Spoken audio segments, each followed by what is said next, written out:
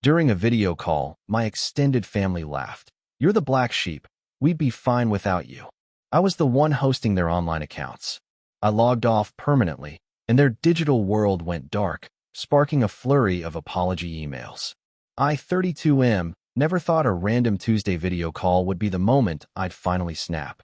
But there I was, staring at 12 smiling faces on my laptop screen, listening to my uncle crack jokes about how I was the family disappointment while everyone else laughed along like it was the funniest thing they'd ever heard.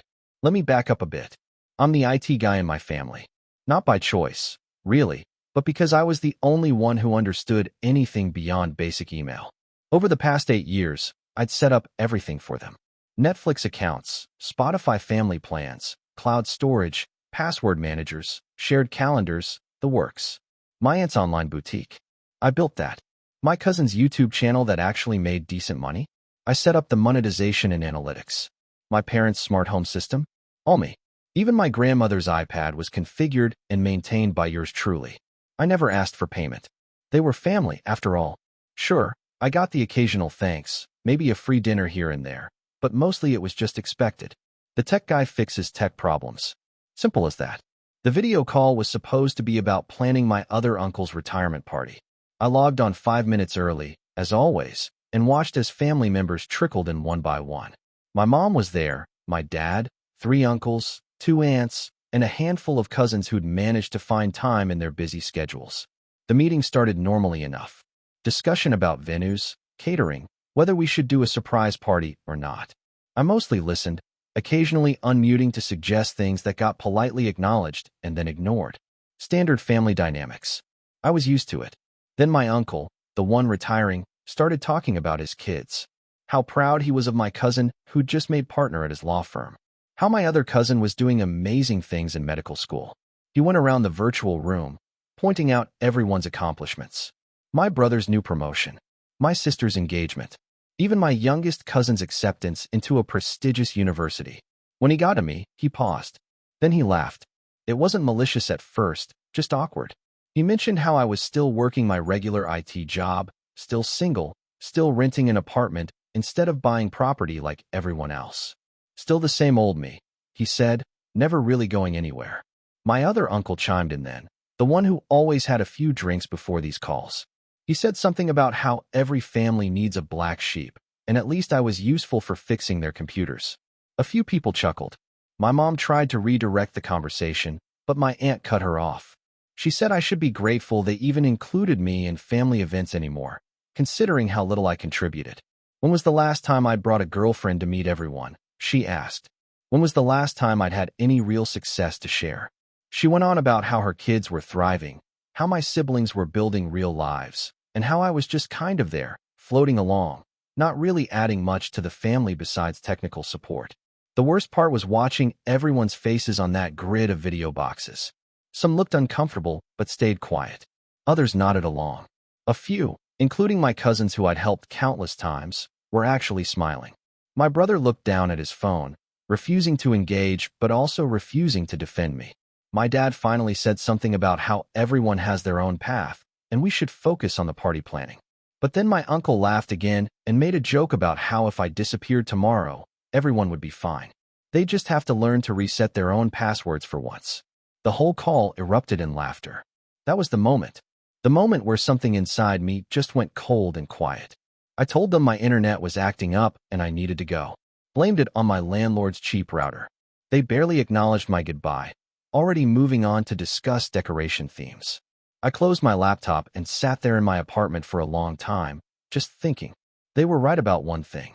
I was the black sheep. I didn't have the fancy career or the picture-perfect relationship or the house in the suburbs.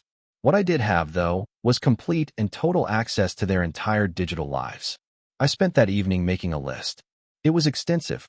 Over the years, I'd accumulated admin access to pretty much everything they used online. I had the master passwords, the recovery emails, the 2-factor authentication backup codes.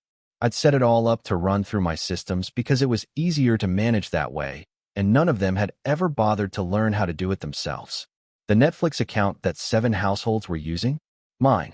The Spotify family plan with 12 members? Mine. The shared Dropbox with thousands of family photos going back decades? I was the admin, the domain and hosting for my aunt's boutique that pulled in 6 figures annually. I'd registered it in my name because she didn't understand how domains worked. My cousin's YouTube channel with 40,000 subscribers? I had the only recovery phone number attached to it. The smart home systems in 3 different houses, all linked to my master account. I didn't do anything that night. I needed to be sure this was what I wanted to do. I went to work the next day, came home, and lived my regular boring black sheep life. But that evening, I got a text from one of my cousins, the medical student everyone was so proud of. She needed help accessing some files in the shared drive for a presentation. No greeting, no please, just an expectation that I'd drop everything and fix her problem. I helped her. Of course I did. But afterwards, I made my decision. I started on Friday evening, right after work. First, I changed all the passwords. Every account, every service, every platform. I made them long and random, strings of characters I didn't even memorize. I stored them in an encrypted file on a USB drive that I immediately locked in my fireproof safe.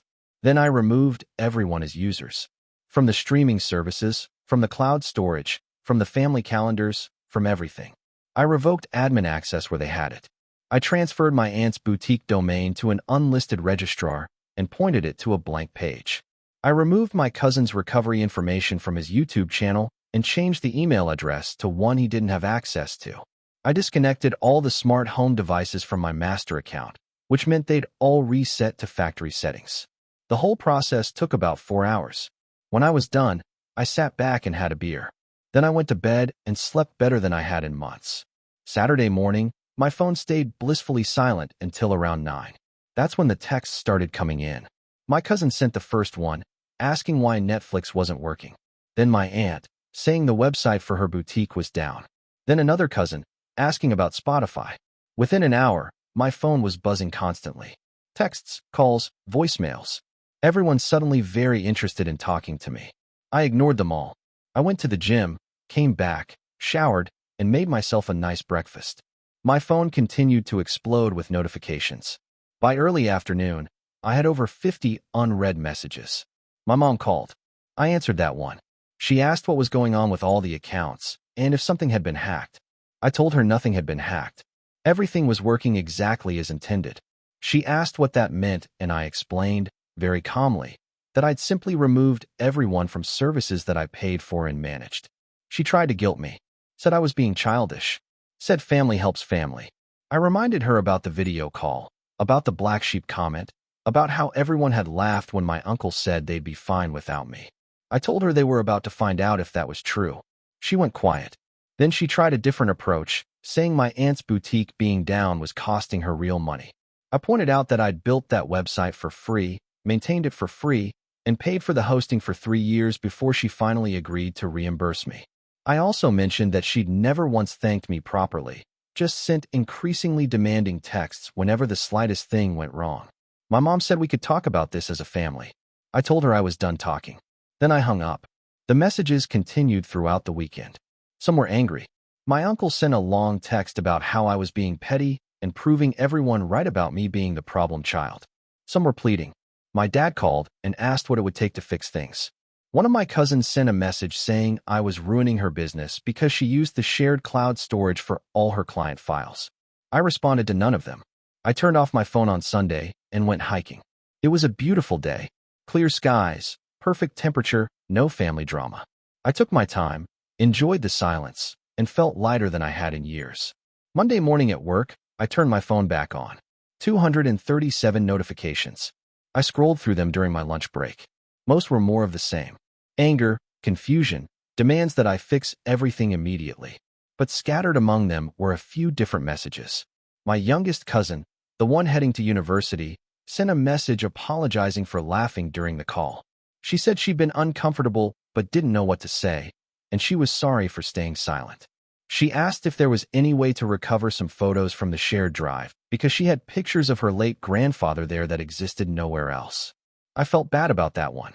I'd backed up everything before wiping access, specifically in case something like this came up. But I wasn't ready to engage yet. Tuesday brought a shift in tone. The email started. Proper emails to my personal address, not just texts.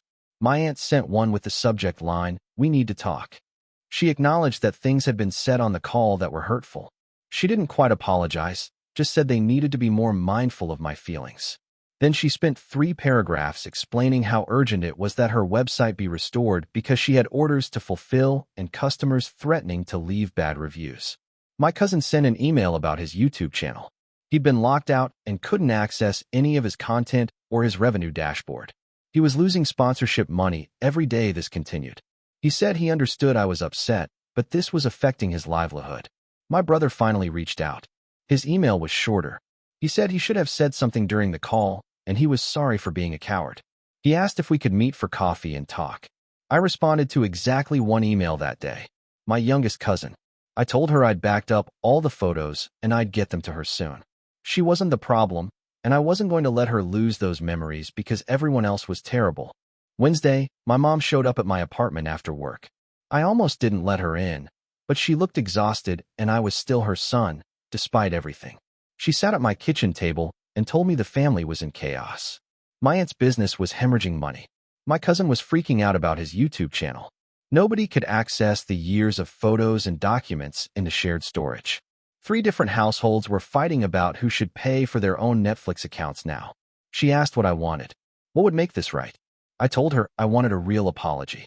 Not the fake sorry you're upset kind, but actual acknowledgement of how I'd been treated. I wanted recognition for the years of free work I'd done, and I wanted them to understand that I wasn't their personal IT department anymore. She nodded slowly. She said she'd talk to everyone, and they'd set up another family call. Thursday evening, I logged on to another video call. This time, everyone was there. Every single person who'd been on that first call, plus a few who'd heard about the drama and wanted to be included. My uncle, the retiring one, spoke first. He apologized for the black sheep comment. Said it was a thoughtless joke that went too far. My other uncle apologized for being drunk and mean. My aunt apologized for the comments about my life, though she couldn't resist adding that she'd been stressed about other things, as if that was an excuse. One by one, they went around and apologized. Some were genuine. Some were clearly just trying to get their access back. My cousins apologized. My siblings apologized. Even the ones who hadn't said anything apologized for staying silent. When they were done, my dad asked what I needed from them going forward. I laid it out clearly. First, I wanted payment for my time. Not for everything I'd done in the past, but going forward, if they wanted my help, they'd pay my standard consulting rate. Second, they'd manage their own accounts from now on. I'd help them set things up properly, with their own passwords and recovery information, but I wouldn't be the central access point anymore. Third, they'd treat me with the same basic respect they showed everyone else in the family. No more casual dismissal of my life choices, no more jokes at my expense, no more taking me for granted. My aunt started to protest about the payment part, saying family shouldn't charge family. I reminded her that she charged family members full price at her boutique. She went quiet. They agreed. All of them. What choice did they have? Over the next week, I helped them recover what they needed. I sent my youngest cousin her photos. I worked with my aunt to get her website back online, and I sent her an invoice for 5 hours of work at $100 per hour. She paid it without comment. I helped my cousin regain access to his YouTube channel and charged him accordingly. One by one, I set everyone up with their own accounts, their own passwords, their own recovery methods. I gave them tutorials, actual sit-down sessions where I explained how to manage their own digital lives. Some of them were surprisingly engaged. My dad took notes. My youngest cousin asked smart questions. Others clearly didn't care and would probably be calling me for help within a month, but at least now they'd be paying for it. The family dynamic shifted after that. I was still the IT guy, but I wasn't the doormat anymore. When I showed up to the retirement party a few weeks later, people actually seemed happy to see me. Real conversations happened. My uncle pulled me aside and told me he'd been doing some thinking about how he treated people, especially family. He said I'd taught him something important about taking people for granted. My aunt's boutique is thriving again. She sends me a Christmas bonus now, separate from my consulting fees, as a thank you. My cousin's YouTube channel recovered and actually grew from the drama because he made a video about being locked out, and it went viral. He split the revenue from that video with me, which I didn't expect but appreciated. My brother and I are closer now. We get coffee every couple of weeks, and he's made a genuine effort to be more present and supportive. My youngest cousin asks me for advice about her major and career plans, Real conversations where she values my opinion. Am I still the black sheep? Probably. I'm still single, still renting, still working my regular job.